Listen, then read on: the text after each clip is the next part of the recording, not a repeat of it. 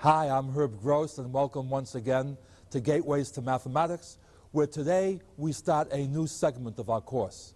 Up until now, we've been discussing whole numbers, and today we're going to begin a new concept called rational numbers, which may sound like a big word, but the word rational comes from ratio, which in turn comes from rate, and you may recall that in our last module we talked about the fact that you have a rate whenever you have two nouns separated by the word per, and that rates are division problems. Now, what's interesting is that if we pursue our theme of adjectives versus nouns, remember whole numbers were adjectives modifying nouns. We're going to show that fractions may also be viewed as adjectives modifying nouns, and in fact, if we choose our nouns properly, the fractions can be replaced by whole numbers. It reminds me of the story of the man who went into a pizza parlor, ordered a pizza. The counterman said, "Should I cut the pizza into 4 slices or into 8?" And the fellow says, "Well, I think you better cut them into 4 because I don't think I could eat 8. You see, the important thing is that a slice of pizza is a whole slice, but it's still what? Only a fractional part of the pizza. And how big a fractional part it is depends on how many slices you make. At any rate, with this as a brief introduction, let's go now to the board and begin our actual discussion. In a sense, we're going to show today that fractional parts may be viewed as whole numbers. And what I'd like to do to get you into the mood for this is to go through a couple of examples with you. Problem number 1 says, if 4 quarts equal 8 pints, how many pints are there per quart? Now remember, per quart means divided by quarts. See, per means divided by. See, we want to know how many pints are there per quart. So what we do is, we imagine a division symbol replacing the word per. Now we have to put the proper adjectives in front of the nouns here. We were told that 8 pints equal 4 quarts. See, it makes no difference whether we write the quarts first or the pints first. You see, the adjective 4 modifies quarts wherever quarts appears, whereas 8 is the adjective that modifies pints no matter where pints appears. So since pints is over here, the 8 goes here, the 4 goes here. Now how do we do this problem? We say 8 divided by 4. See, in a per problem, you divide the adjectives, and the nouns just become what? Pints per quart. So now since 8 divided by 4 is 2, we see that we have 2 pints per quart. And that certainly makes sense. If we had 2 pints in 1 quart, 4 quarts would be 2 pints 4 times, or 8 pints, which checks with our answer. Now, let's look at a problem which is the same philosophy, but it's going to force us to invent a new kind of number. We start the same way.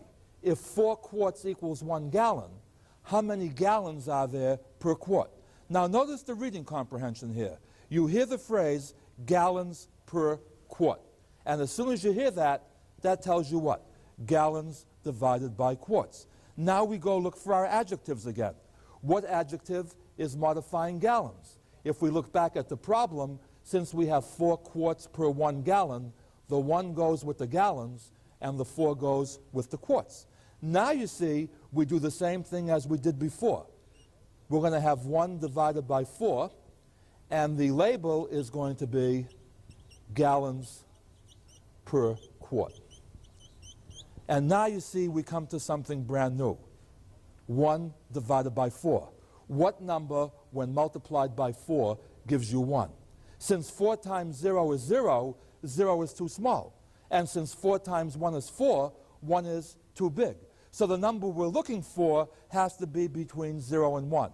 You see, it's a fractional part of a gallon, just like a slice of pizza is a fractional part of the pizza. And what we do is we invent a new notation. We write the 1, a horizontal bar, then the 4, and we read this as 1/4, and the answer would be what? 1/4 gallons per quart. Now you see, all this has done has led to a new type of number. If this looks frightening, 1/4 of a gallon per quart, that is simply a different language for saying 4 quarts per 1 gallon. And the interesting thing is, in certain cases, you are already used to using 1/4 without becoming frightened of it. For example, if I were to say to you a half a dozen, a quarter of a dozen, somehow you're used to dealing with something like that. In fact, let's take a look at that. See, just as you would say 2 dozen, you could also write what? 1/4 dozen. But when we write 1/4 dozen, that doesn't sound too grammatical. So we sometimes read 1/4 dozen as if it said 1/4 of a dozen. And you see, basically, 1/4 of a dozen is how many? See, you take the dozen and divide it into 4 equal parts. See, it's 1/4 of a dozen. But how many are there in a dozen? 12 units. Now, if you take 12 units and divide that by 4, you're going to get 3 units. In other words, if you were to multiply 3 units by 4, you get 12 units, which is called a dozen. Do you see the idea here? And notice the division problem over here. Suppose you started with 1 dozen. 1 dozen is 12. And if you divide 12 by 4, you see you get 3. See, 1/4 of a dozen is the same as what? 1 dozen divided by 4. And if you leave the noun out, it just says what? 1 divided by 4. But you see, in this particular case, 1 divided by 4 is still what? A whole number of units. And this goes on with many things that we do. For example, how often do we say a quarter of an hour? See, the word quarter and quart have the same origin. It really means 1/4. See, 1/4 of an hour has 60 minutes. So if you take 1/4 of 60 minutes, 60 divided by 4 is 15. So 1/4 of an hour, which looks like a fraction problem, is the same as 15 minutes, which looks like a whole number problem. And let's practice some more with this. See, 1/6 of an hour, you take the 60 minutes and divide that by 6. That's 10 minutes. You see, both 1/4 of an hour and 1/6 of an hour are fractional parts of an hour. But notice that they are different fractional parts. See, 15 minutes 4 times gives you 60 minutes. 10 minutes 6 times gives you 60 minutes. Let's go on a little bit further. What's 1/5 of an hour?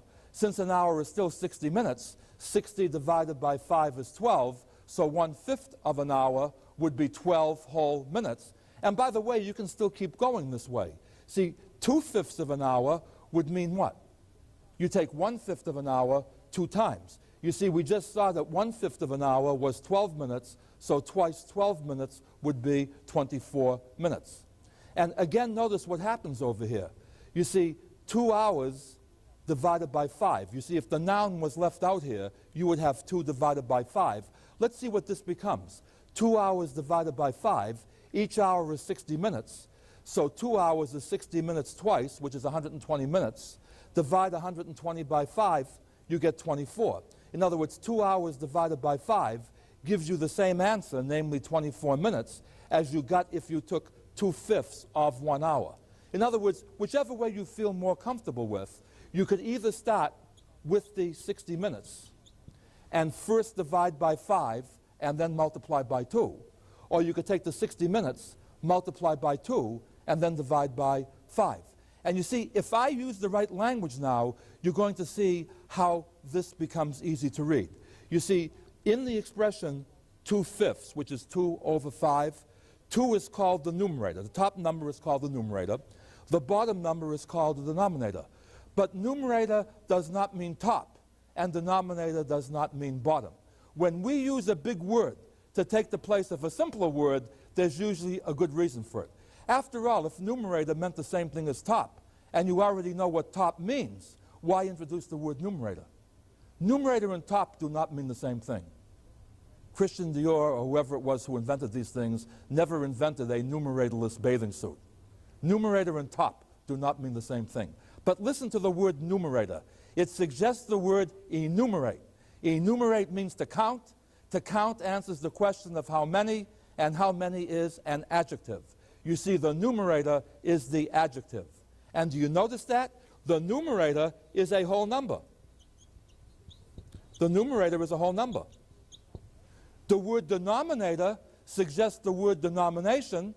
Denomination means size, and size is a noun.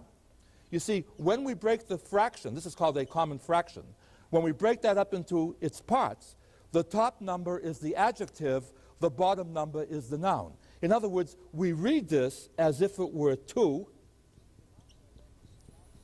fifths. And you see the denominator now becomes the denomination, and the numerator now counts how many of that denomination that you have.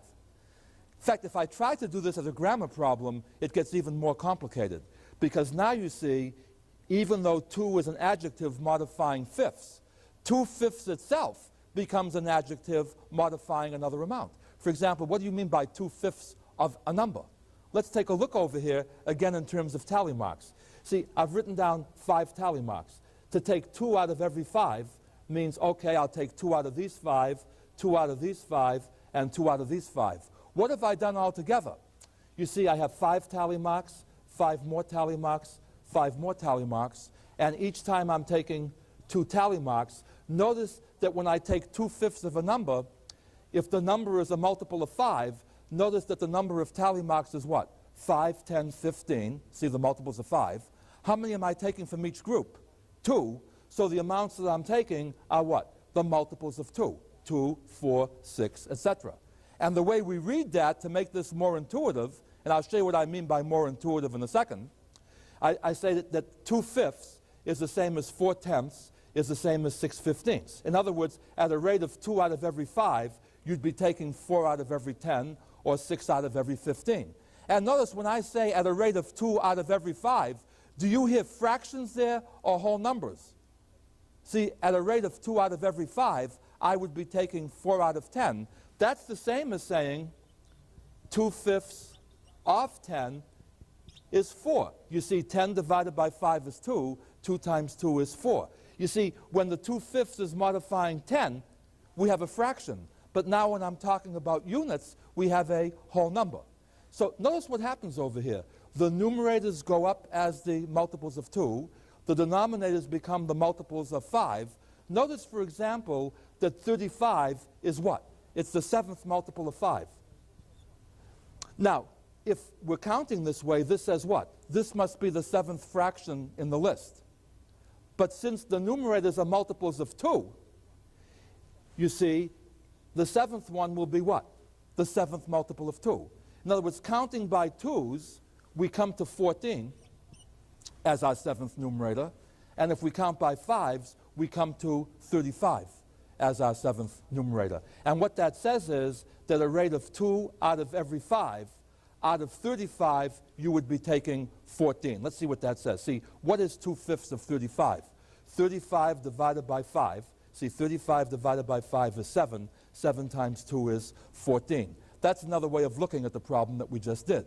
And if you want to see it from still another point of view, see, when you divide 35 by 5, how many 5's are there in 35? 7. So you get 7 bundles of 5. How many are you taking from each bundle of 5? 2. So you're taking 2 7 times, and that's a total of 14. Now, obviously, I don't want you to do the problem this way every time, but I do want you to see that even though I'm writing common fractions, we're thinking whole numbers. You see, we're taking one step forward at a time, and my claim is that by the time I'm through with this discussion, if you can handle whole numbers, you're going to be able to start to handle common fractions, not just comfortably, but believing that it's still a form of whole numbers. Now, just to practice, let's see if you can do a problem for me a little bit faster. How much is 2 fifths of 40? In other words, at a rate of 2 out of 5, how many would I take out of 40? And again, the mechanical way of doing this is we divide 40 by 5, which gives us 8. See, we divide by 5, then we multiply by 2. 40 divided by 5 is 8. 8 times 2 is 16. Notice I've just summarized this over here. 40 divided by 5 is 8. 8 times 2 is 16. So at a rate of 2 out of every 5, you're taking 16 out of every 40. And you begin to see how this is done.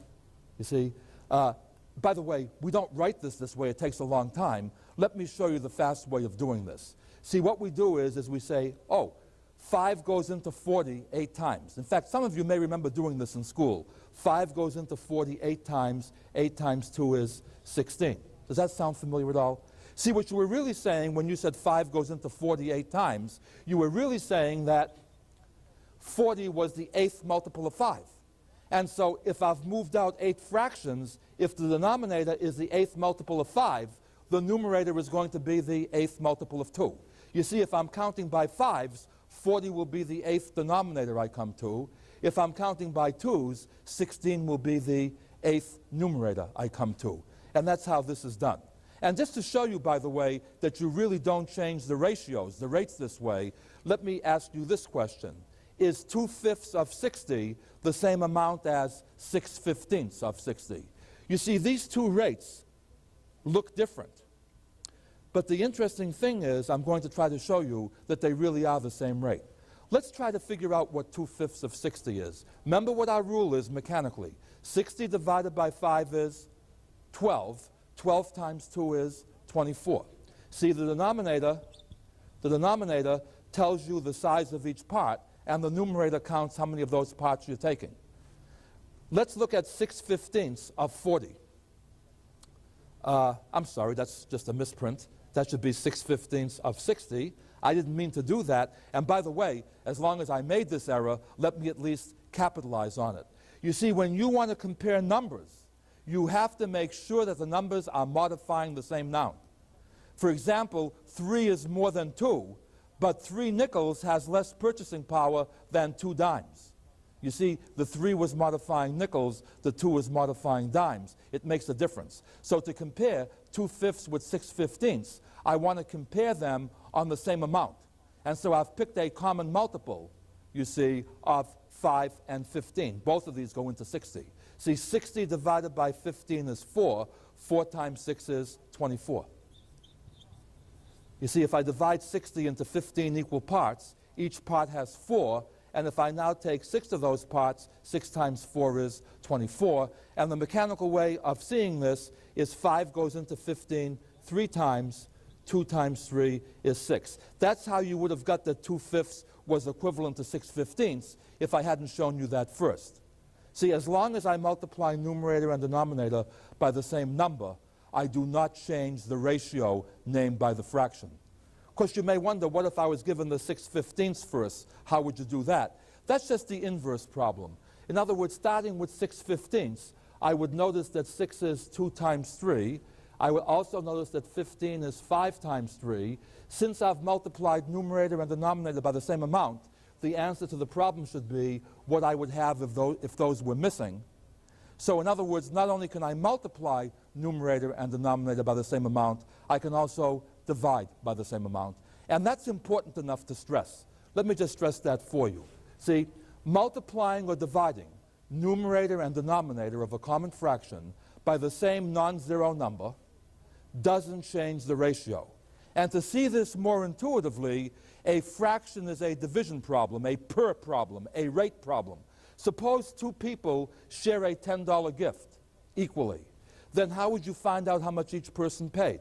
See, $10 divided by 2 people, 10 divided by 2 is 5, okay? And dollars divided by people would be dollars per person. Now suppose I had 3 times as many dollars, but also 3 times as many people. You see, if I triple the number of dollars, that becomes $30. If I triple the number of people, that becomes 6 people. $30 divided by 6 people, the rate is still going to be dollars per person. 30 divided by 6 is 5. So whether it's 2 people sharing a $10 gift or 6 people sharing a $30 gift, the rate, namely dollars per person, is 5 in both cases. Do you see that part intuitively? But for heaven's sakes, don't say, well, if I do the same thing to the numerator and I do the same thing to the denominator, obviously I'm going to get the same answer. No, it has to be multiplication or division. And to show you this more dramatically, let's do the next problem. Is 2 over 3 the same rate as 3 over 4? In other words, is 2/3 the same rate as 3/4? And before I do that problem, I want to show you how 3/4 and 2/3 are related. After all, if I added 1 to both the numerator and the denominator of 2/3, wouldn't I get 3/4? And you see, what I want to show you in this problem is that 2/3 is not the same rate as 3/4. By the way, the easiest way to do this is, since you want to compare thirds with fourths, a common multiple of 3 and 4. You want a number So you're going to be dividing by 3. You're also going to be dividing by 4. So you want a number that both 3 and 4 go into. Since 12 is a multiple of both 3 and 4, 12 is a nice number to work with here. You see, if I take 2/3 of 12, 12 divided by 3 is 4. 4 times 2 is 8. If I take 3/4 of 12, 12 divided by 4 is 3. 3 times 3 is 9. Since 2/3 of 12 is not the same as 3/4 of 12, 2/3 and 3/4 are not the same rate. But yet you do get 3/4 by adding 1 to the numerator and denominator of 2/3. So just because you added the same amount to numerator and denominator, don't think you haven't changed the rate. You have changed the rate, okay? And by the way, we don't have to keep dealing with 2/5. Suppose I said, how much is 3/8 of 16? Let's try something like that, 3/8 of 16. See, 16 divided by 8 is 2. 2 times 3 is 6. The answer is 6. Let's see if we can visualize why that's the answer. See, I'm taking 3 out of every 8. When I say that 16 divided by 8 is 2, it means that in 16 there are 2 bundles of 8. See the 2 8s over here? How many am I taking from each bundle of 8? 3. So I'm taking 3 from this bundle, 3 from this bundle. How many have I taken altogether? I've taken the second multiple of 3, which is 6, out of how many? The second multiple of 8, which is 16. See, at a rate of 3 out of 8, I'll be taking 6 out of every 16. Now, let me give you a hypothetical situation. Let's suppose I'm going into business, and I'm looking for a backer. I want somebody to help me. So I meet a fellow, and he says to me, I'll tell you what I'm going to do. I can't underwrite your whole expenses, but for every $5 you spend, I will reimburse you $2. In other words, what's he saying to me? I will give you back 2 out of every $5 that you spend. That means he's reimbursing me 2/5 of my expenses. Now another man comes around. He says to me, hey Herb, don't listen to him. I'm going to give you a better deal. I'm going to give you $3 back. That's more than he's giving you back. He's only giving you back 2. I'm going to give you 3 back, but it's going to be 3 out of every 8. See, what's he telling me? He says, don't worry about what you're spending. I'll give you back 3 out of every 8. And how do we read that as a fraction? 3/8. 3/8. 3 of the 8. Now the question is this. Which is the greater rate? 2/5 or 3/8? Who's giving me the better deal? And to emphasize this, let me write this in the adjective noun format. You see, 2/5 would look like this. 3/8 would look like this. 3 apparently is more than 2, but under what conditions is that true? Only when the 3 and the 2 are modifying the same noun. They're not modifying the same noun here, are they? See, it's much the same way as saying 2 dimes and 3 nickels. The 2 is less than the 3, but the 2 dimes has more purchasing power than the 3 nickels. You see, to compare which is the better deal, what we have to do is rewrite this so that the adjectives are modifying the same noun. Now, see, fifths tell us to multiply by 5. Eighths tell us to divide by 8. I'm sorry. Fifths tell us to divide by 5. Eighths tell us to divide by 8.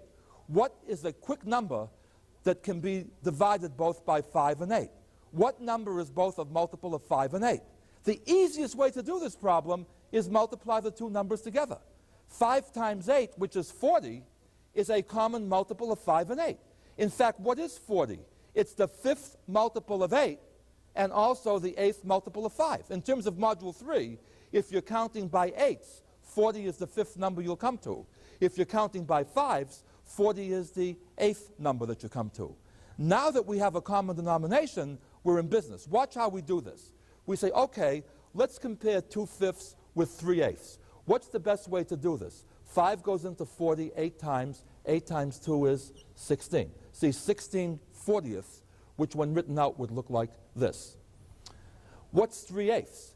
8 goes into 45 times. 5 times 3 is 15. And what this says is, at a rate of 2 out of every 5, you're going to get $16 out of every 40. At the rate of 3 out of every 8, you're going to get $15 out of every 40. So now who's giving you the better deal?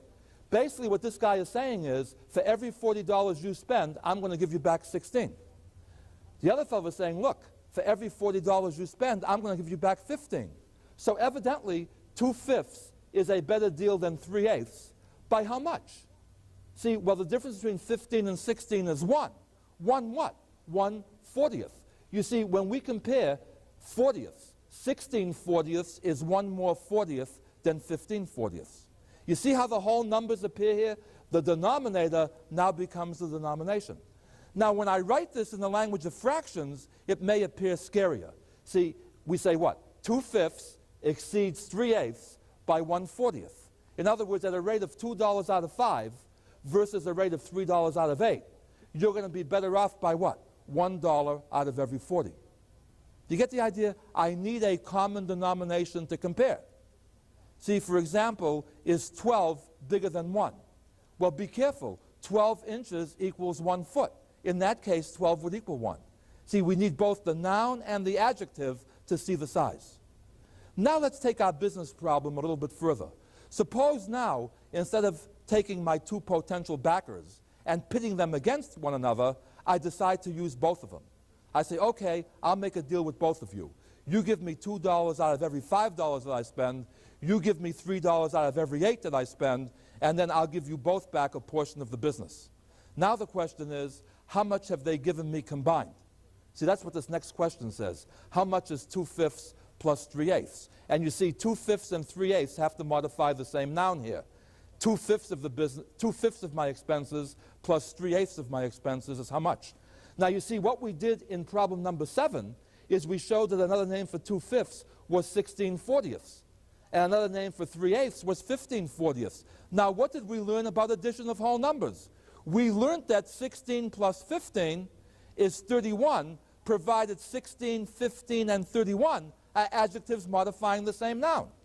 You see, in other words, combined, the 16/40ths that the first fellow gives me and the 15/40ths that the second fellow gives me is 31/40ths of the total amount. In other words, what that says is that for every $40 I spend, they're going to give me $31. So if I spend $80, they're going to give me $31 twice. Do you see how I'm thinking whole numbers, even though I'm writing fractions? That's how this goes on. Let's try a few more problems, or let's even look to see how this looks, first of all, in the formal way of doing this. You see, this problem that I just did. I'm a math specialist, okay? The problem I just did used the horizontal form. In any arithmetic problem, unless you're using a calculator, people like to use the vertical form. So the way this problem would appear in a typical textbook is it would say 2/5 plus 3/8, and the problem would be written this way. Now you see, what you're going to do here is on the top one, you're going to multiply numerator and denominator by 8. See, 5 goes into 48 times. 8 times 2 is 16. You're going to multiply the second one, numerator and denominator, by 5. See, 8 goes into 45 times. 5 times 3 is 15. So you convert both fractions to a common denomination. Now you see, you can add the numerators, which gives me what? 31. And what's the denomination? 40. But that becomes, see, 40th becomes a 40 in the denominator. See, this is read as what? 31/40ths. You start to get the idea this way?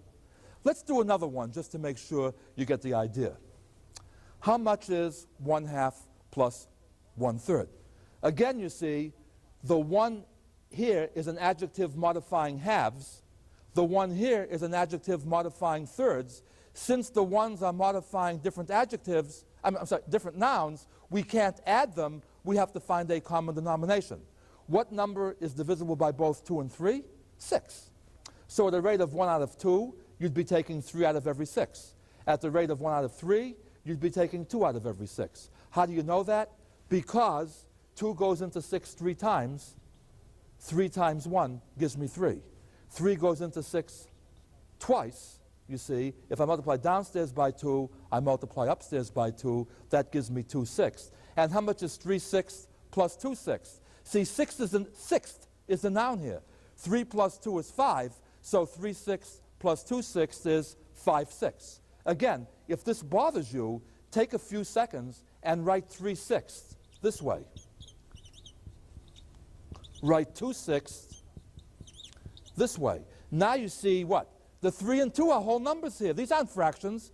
These are whole numbers. It adds up to 5. 5 of what? The common denomination. And you see, the proof of the pudding is going to be how this works in the real world. Let's pick a noun for 1/2, 1/3, and 5/6 to modify that we're comfortable with. How about 1/2 hour plus 1/3 of an hour? See, according to what we just did here, a half of an hour plus a third of an hour should be 5/6 of an hour. Let's translate that into the language of minutes and see what happens. How many minutes is a half hour? 60 minutes divided by 2 is 30 minutes. What's a third of an hour? 60 minutes divided by 3 is 20. What's 5/6 of an hour? 60 divided by 6 is 10. 10 times 5 is 50.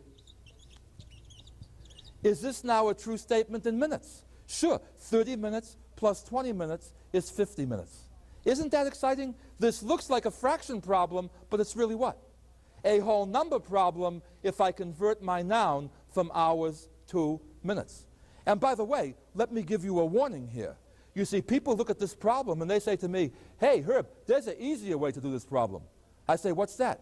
He says, well, you just add the 2 numerators and you just add the 2 denominators. The guy says, and that's the right answer. First of all, is 1 plus 1 2? Sure. Is 2 plus 3 5? Yes. But is this the right way to do the problem? No. Why is it the wrong way? Not because I say so, but because it doesn't work in the real world. You see, if this were a correct statement, oh, by the way, let me just teach you some new notation here. If I take an equal sign and put a slash through it, it means not equal. See, 1/2 plus 1/3 is not equal to 2/5, even though 1 plus 1 is 2, and 2 plus 3 is 5.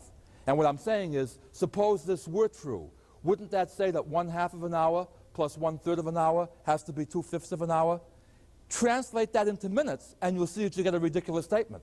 See, a half hour is still 30 minutes. A third of an hour is still 20 minutes. What's 2/5 of an hour? See, 60 divided by 5 is 12. 12 times 2 is 24. Look what this statement says. It says 30 minutes plus 20 minutes is 24 minutes. That's ridiculous. In other words, this formula would have been nice, but it's necessary that we don't use it. I would like to just emphasize this for you. I call it the 2 N's, nice versus necessary. When there's a conflict between the nice and the necessary, morality and the work ethic and our social nature requires that we do the necessary at the expense of the nice. You see, if we want our answer to 1/2 plus 1/3 to agree with the physical world, the answer has to be 5/6, even though it would have been nicer to have just added the numerators and added the denominators. And again, in the vein of nice versus necessary, let me show you another example. Suppose I said, how much is 5/18 plus 2/27? Again, what do I need here? The 5 is modifying 18ths, the 2 is modifying 27ths, so I need a common denomination. Well, notice that 18 times 27 would be the 27th multiple of 18, and also the 18th multiple of 27. If I multiply this out, 27 times 18 happens to be 486. Now what do? I convert to the common denominator. 18 goes into 486 27 times. By the way, you wonder how did I get that fast? The answer is, how did I get to 486? I multiplied the 18 by the 27. See, this denominator got multiplied by this denominator. But if I multiply downstairs by 27, I have to multiply upstairs by 27. 5 times 27 is 135. In other words, at a rate of 5 out of every 18, I'm taking 135 out of every 486. And doesn't that get psychologically more complicated to keep track of? Doesn't it seem easier to say I took 5 out of 18 rather than 135 out of every 486? But the reason I'm doing that is I need a common denomination. See, what do I have to multiply 27 by to get 486? I could take 486 and long division-wise divide that by 27, but the easier way is to remember what? I got this by multiplying 27 by 18. If I multiply downstairs by 18, I have to multiply upstairs by 18. So at a rate of 2 out of 27, I'm taking 36 out of every 486. So how do I add now? Since I have a common denomination, I add the adjectives, the numerators. See, 135 plus 36. That's a whole number problem. That's 171. 171 what? See, there's my denomination. 171, 486.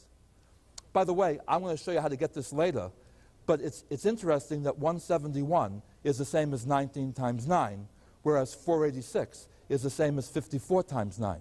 And what that means is, since I've multiplied numerator and denominator by the same amount, I can divide numerator and denominator by the same amount, namely 9, and what I'm left with is what? 19/54. In other words, if one person gave me 5/18 of my expenses, another person gave me 2/27 of my expenses, between the both of them, they would be giving me 19 out of every $54 that I spent. But the interesting point is, how did I wind up with 54 over here when it seemed to me I needed 486? See, when I multiplied the 18 by the 27, the point is I was finding a common multiple of 18 and 27. That's very important. Whereas it's necessary to have a common denomination, it's sometimes nice to have the smallest common denomination. Because the smaller the number, the less chance there is you're going to make an arithmetical error. Of course, with the advent of calculators, that doesn't make as much difference as it used to make. But let me show you something kind of interesting. If I were to count by 18s, you notice what happens over here? 18, 36, 54, 72. And if I were to count by 27s, I get 27, 54, 81, 108. Do you notice a common multiple of 18 and 27 already? Look what I'm saying here. 54 is the second multiple of 18. I'm sorry, the third multiple of 18 and the second multiple of 27. In fact, notice that every multiple of 54 will also be a common multiple of 18 and 27. See, what's twice 54? Twice 54 is 108. You see, what's going to happen over here is when I count by 18s, 486 will come up on my list. And when I count by 27s, 486 will come up on my list. But 486 won't come up until the 18th number over here and the 27th number over here. But you see, 486 is the 27th multiple of 18, or the 18th multiple of 27. You see, but 486 was also what? The 9th multiple of 54. See, when I took the 9th multiple of 54, I went much further than I had to. See, I could have used 54, and watch how much easier this problem would have been. See, does 18 go into 54? Sure, 3 times. Multiply downstairs by 3, multiply upstairs by 3. 5 times 3 is 15. So at a rate of 5 out of 18, I'm taking 15 out of every 54. Does 27 go into 54? Sure, 2 times. Multiply downstairs by 2, have to multiply upstairs by 2. 2 times 2 is 4. So at a rate of 2 out of 27, I'm taking 4 out of every 54.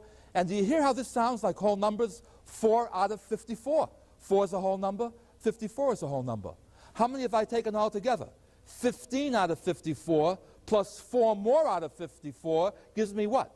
19 out of 54. And if you notice, isn't that exactly the same answer I got over here? But look how much easier the work was this way. But now you see the question is, how can you be smart enough to find the 54 without going through listing these things? And that's what I'm going to show you next. It's something called prime numbers, and I want to lead into it in the following way. Suppose I told you that the blank stood for whole numbers, and I say I multiply 2 whole numbers and the answer is 2. What 2 whole numbers multiplied together give me 2? Well, I think you can see that the only answer is 2 and 1. By the way, order isn't important. I can either write it as 2 times 1 or 1 times 2. In other words, 2 doesn't appear as an answer to a multiplication problem except on the 1 table or the 2 table. What if I told you that the product of 2 whole numbers was 3? Could you tell me then what the 2 whole numbers had to be? Well, the only 2 numbers that multiply out to 3 are 3 and 1. In other words, 3 appears in the 3 table and in the 1 table. But now suppose I told you that I multiplied 2 whole numbers by the 2 whole numbers and got 12 as the answer. Well, certainly 12 times 1 would be one possibility. But wouldn't 6 times 2 also be a possibility? See, doesn't 12 appear as an answer in the 6 table and in the 2 table? Doesn't it also appear as an answer in the 4 table and the 3 table? You see, the problem is numbers like 2 and 3 can only be written as multiples of themselves and 1. On the other hand, 12 can be written as a multiple of itself and 1, but also as a multiple of what? 2, 3, 4, or 6. See, any whole number is a multiple of 1 in itself. But some whole numbers are only multiples of 1 in themselves. And those type of whole numbers are given special names. They are called prime numbers. See, 2 and 3 would be called prime numbers. 12 is not a prime number. It's called a composite number. Let me show you, by the way, how you can find prime numbers. Suppose I wanted to find all the prime numbers that were less than 20. We throw away 1 because every number is a multiple of 1. That would be boring. The next number I come to is 2. 2 must be a prime number because there are no other numbers except 1 that can divide into it. But now every multiple of 2 can't be a prime number because it's divisible by 2. See, for example, 4 is 2 times 2, 6 is 2 times 3. They're not prime numbers, so what I can now do is cross out every multiple of 2. See, 4, 6, 8, 10, 12, 14, 16, 18, 20. Now I come back to this list and circle the first number that still hasn't been crossed out or circled. That's a 3. 3 must be prime, because if it weren't, it would have been a multiple of a previous number and would already have been crossed out. So now we cross out what? The multiples of 3. 6 is already gone, 9 goes, 12 is gone, 15 goes, 18 is already gone. Now we circle the next number, which is 5. We cross out 10, 15, 20, they're already gone. 7 is the next number, 7, 14, 21, that's not even on this list. In fact, you see, from here on in, all the numbers that are left must be primes because they haven't been crossed out yet.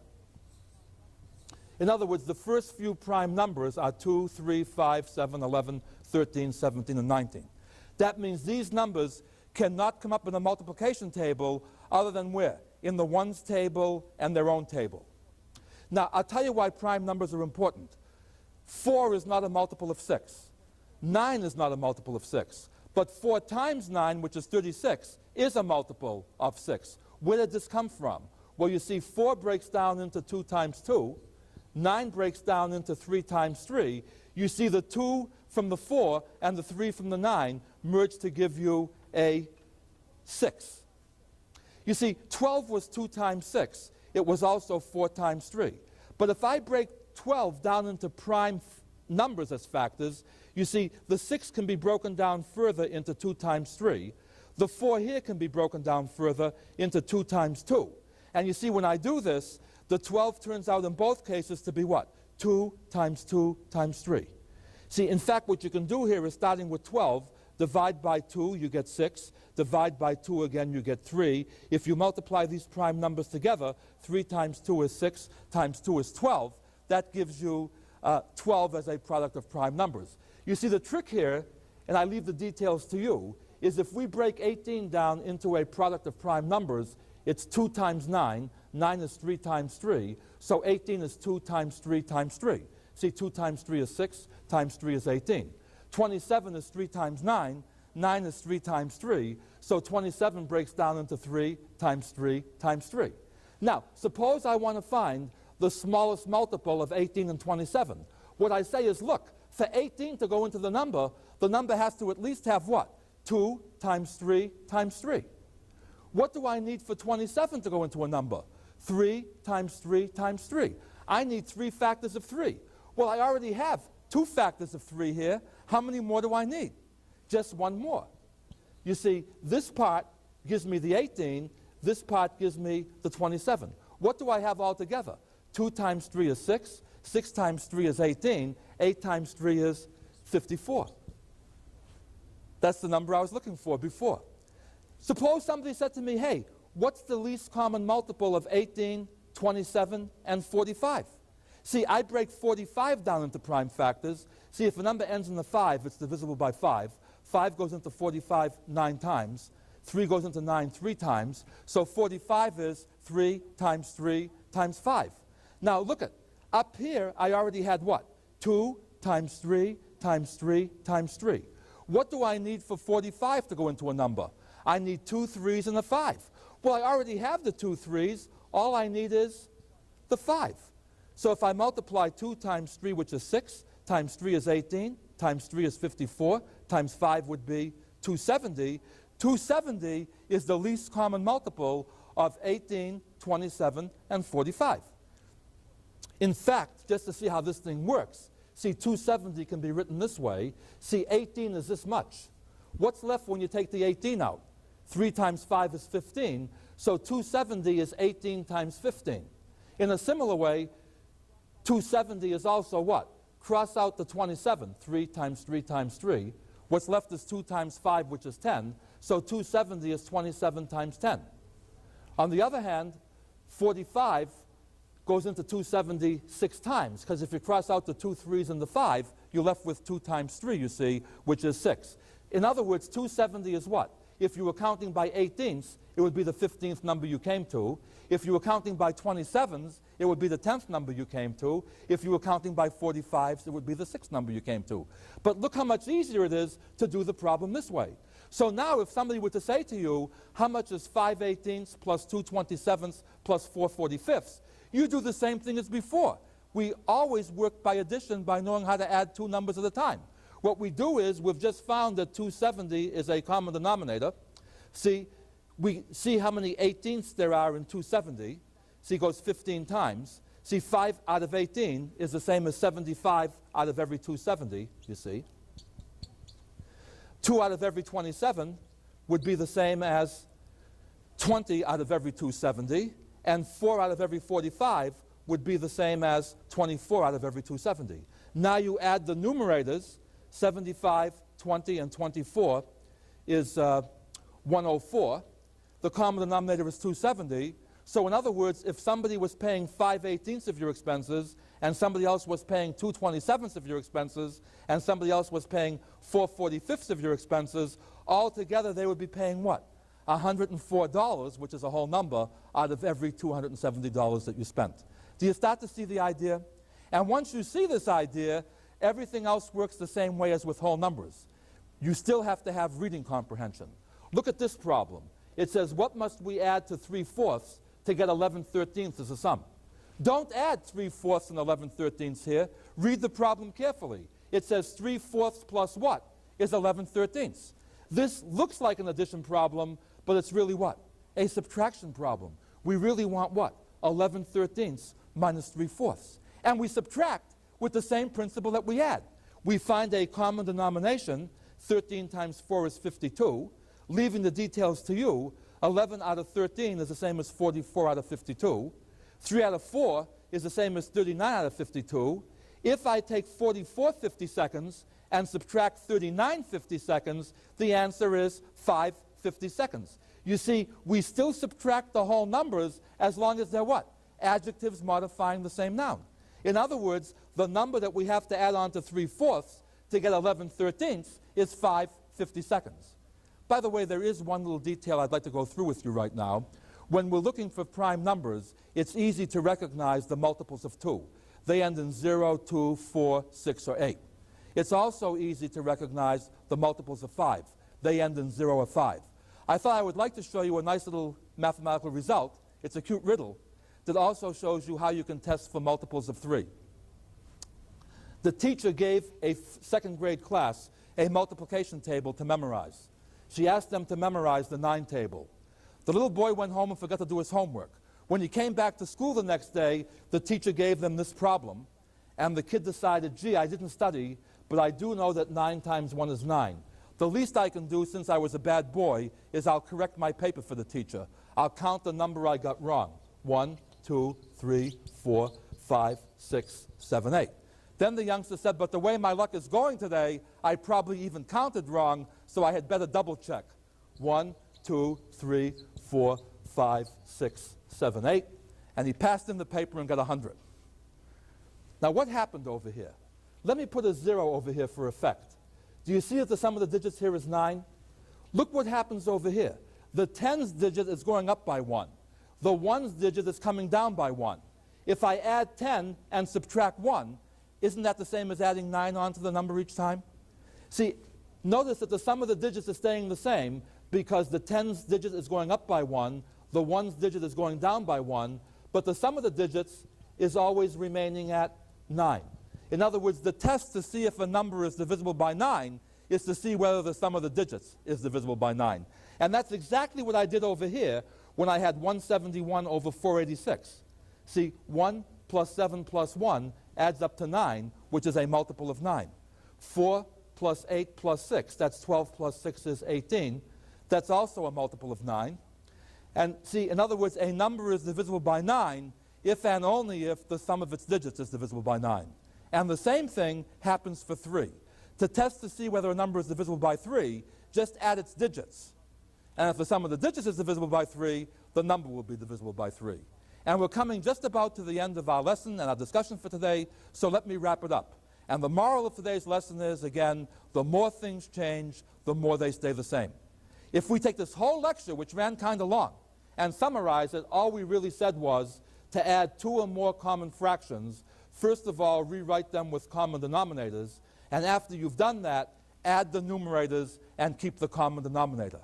And do you remember, in our very first introductory lecture, we asked the question, how much was a dime, a quarter, and a nickel? And what did we say in that case? Switch everything to a common denomination.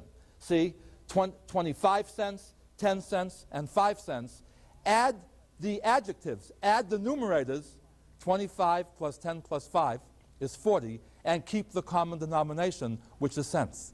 In other words, to wrap this whole thing up, notice that in the quarter, dime, and nickel problem, we see a graphic illustration where by choosing cents as the noun rather than dollars, we deal with whole number adjectives rather than with fractional adjectives. That's a wrap for today. Read the material carefully, do the exercise sets, study hard. As I said before, stay young, have fun. Come back if you have any trouble with this, when in our next lecture we will go through exercise set 4, Form B.